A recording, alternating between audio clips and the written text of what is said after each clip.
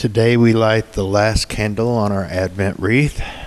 Some churches and some people who have personal Advent wreaths in their homes will have one more candle, a white candle that is lit on Christmas Day. Since we don't have a Christmas Day service, this will be our last one, and it is the candle of love. I like that that's the last one before the total Christmas Day one, that it goes through hope, peace, and joy to love, because it is love that gives us hope. It's love that gave us peace. It's love that provides and produces our joy. Love is the theme behind all the others.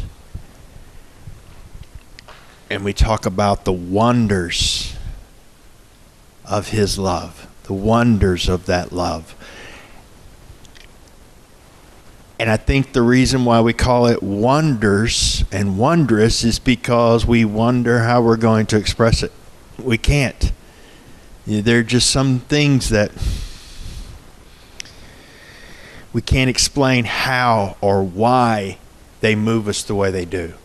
And we can't describe them in a way that can move someone else if they haven't had the same or similar experience.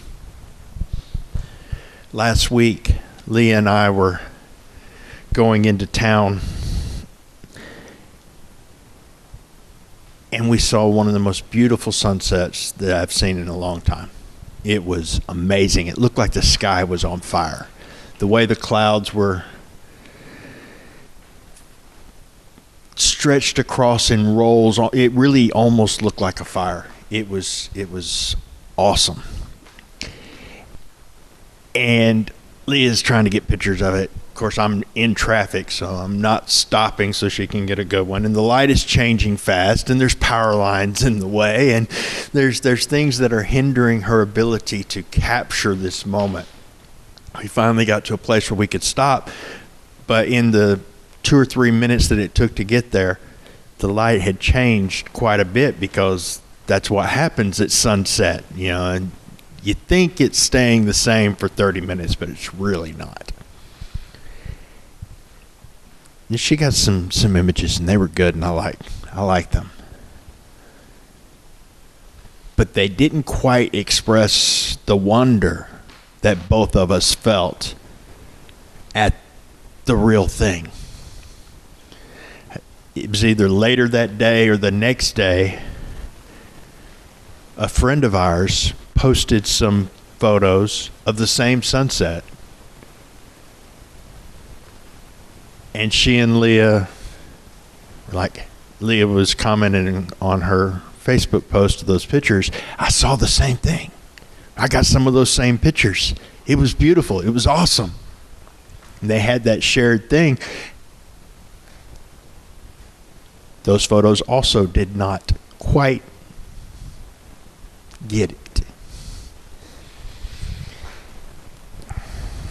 If somebody tried to describe a sunset, never mind photo, but just tried to describe it,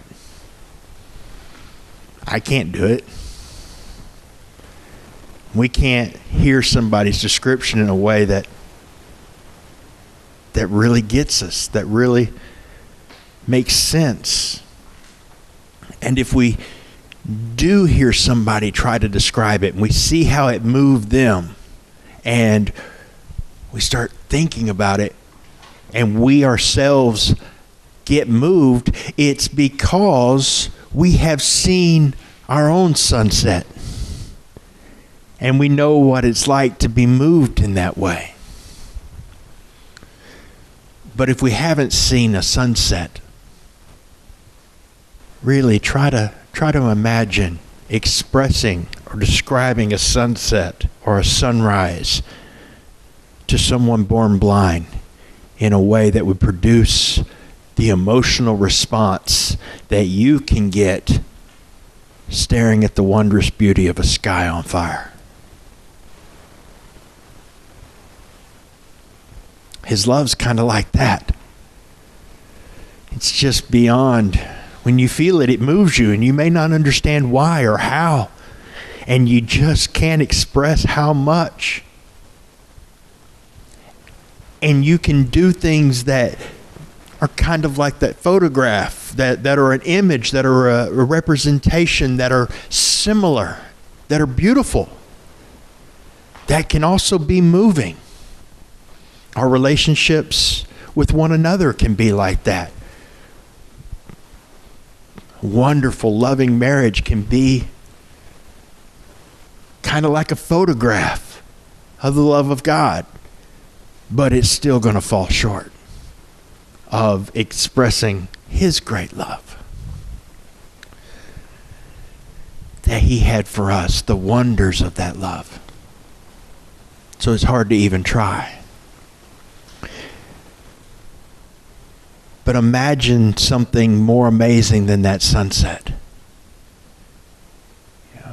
That Casting Crowns song, Christmas Offering, talks about the sun can't outdo the glory of His love. It's awesome. And heaven's going to be even better. We all have different ideas, imagination of what heaven's going to be like. We have a few descriptions. They're kind of open to some interpretation, and nobody really has a complete, accurate picture. Nobody's taken a photograph of heaven. And if they did, it would be much like the photograph of the sunset. It just not the same. What I know is that however awesome and beautiful and wondrous and amazing that you imagine it, it's going to be better.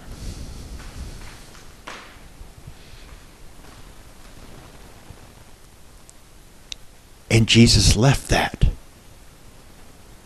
for us. Imagine being in your nice, comfortable home. You may not think it's all that great, but you got 4 walls and a roof, maybe a heater. And you leave that to go into a war zone where they're trying to do genocide on one another. There are places like that on this earth right now where groups of people are trying to completely wipe each other off the face of the planet. And you go into that war zone to live in a pup tent with no shelter, no refuge, no protection, knowing, no question, no doubt, knowing that eventually they're going to kill you, to try to make their lives a little better or a lot better. I can't really imagine doing that. And heaven to earth is a lot more drastic a difference than my house to that war zone. I'm not saying that to make any of us feel guilty or condemned about not doing enough or not doing more, or, I need to take a vow of poverty or anything like that. What I'm saying is He gave up heaven for us. Yeah, He was going to go back. He spent 30-something years down here. I wouldn't go live under a bridge for a week to make your life better. I'm sorry, I wouldn't. Not without some grace from God.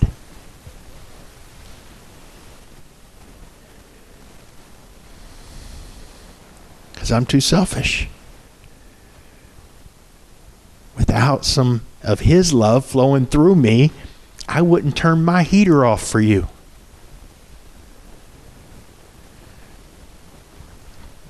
He gave up heaven to come to our war zone while we were the enemy. to reconcile us to him and give us life. That's awesome. That's love.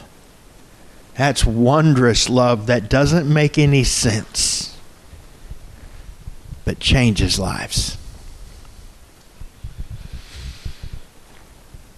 That's what this time of year is about.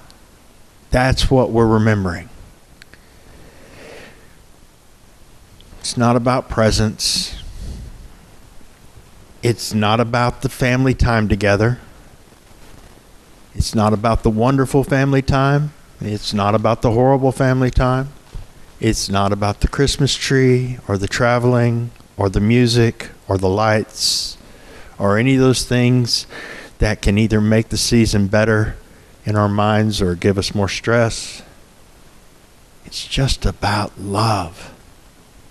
Giving himself for us so that we could experience it ourselves.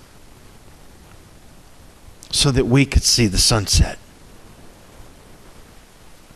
The light came into the world to give us the ability to see, experience, and pass on the love that makes life worth living.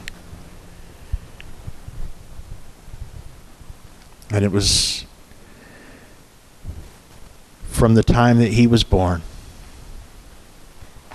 to the time that he died.